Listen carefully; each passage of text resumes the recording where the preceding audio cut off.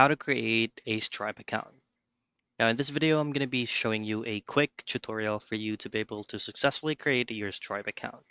But first, Stripe is actually a financial technology company that provides online payment processing software and APIs, is also acting as a secure intermediary for business to accept payments from customers globally via their websites or the applications and in person.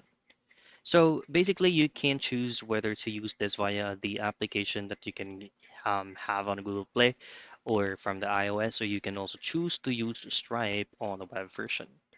Once you're here, just simply click this option here that says signed in.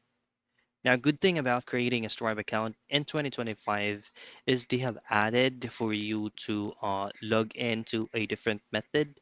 So instead of creating a whole account, you can now create an account using your existing Google Mail account. You can log in with a passkey or sign in with SSO. Now, for the first time, you can try to use on your Google account so that it's going to be the most convenient way. Now, once you've successfully logged in, this is where all you can perform a confirmation or verification into the email address that you have used. And technically, that's it. That's how you create a Stripe account.